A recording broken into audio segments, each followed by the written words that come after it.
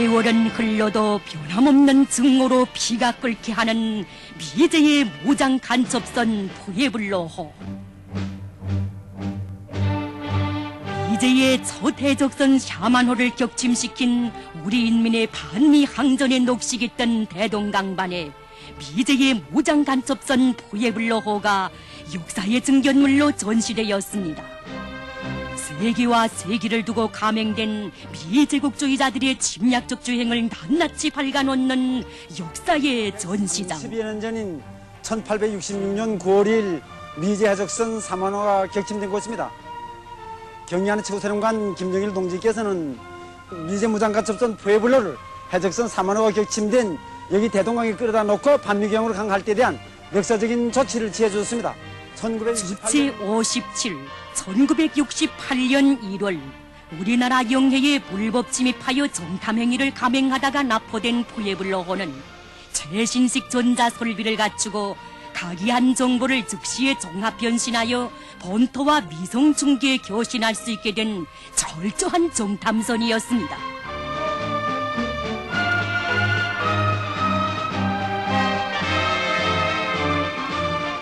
역사는 준엄했던 그날을 생생히 기억하고 오늘도 미제의 침략적 죄행을 만천하에 고발하고 있습니다.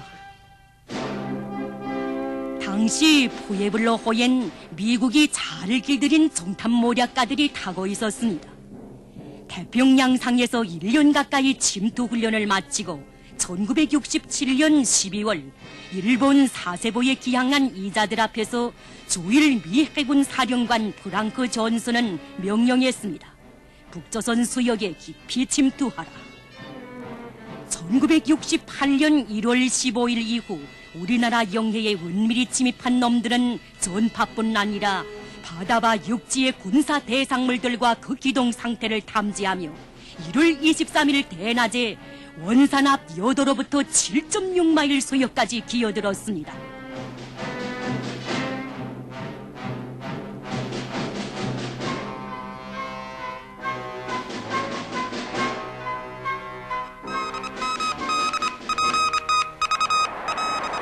적국의 바다 처소를 절벽으로 지키고 있던 우리의 인민군 해병들이 즉시에 놈들의 배를 납포할 때 대한 명령을 받고 출동했습니다. 기관총까지 쏘아대며 도주를 시도하는 놈들에게 우리 해병들은 불벼락을 안겼습니다.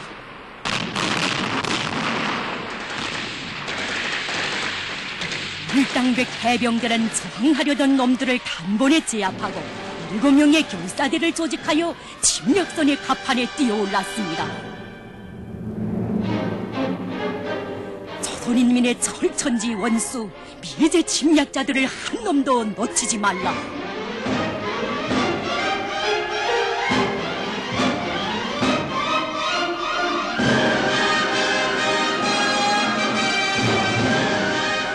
먼저 지휘소를 점령하고 이 속에 틀어박혀 있던 함장 로이드 마크 부처놈을 포로한 결사대장 박인호 동무와 나어린 해병인 김현기 동무를 비롯한 결사대원들은 놈과 말이 통하지 않자 해돋이에 그림을 그려 배에 사병 77놈과 장교 6놈이 타고 있다는 것을 알아냈습니다.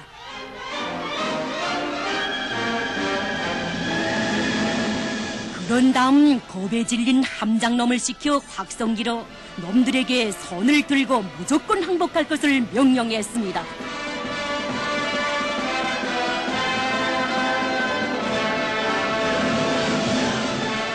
이 구석 저 구석에서 기어나오는 놈, 틀어박혀 있는 놈 할 것 없이 대담무쌍한 행동으로 마지막 한 놈까지 사로잡은 결사대원들은 놈들을 모조리 선실에 쳐놓고 배를 몰고 승리의 개가 높이 귀향의 길에 올랐습니다.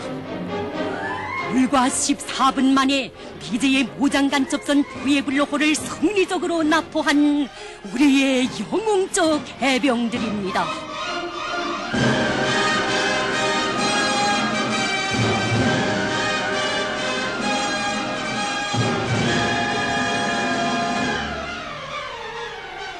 남의 나라 영해에 기어들어 오만무리하게 날뛰던 미국 놈들이란 바로 이런 놈들이었습니다.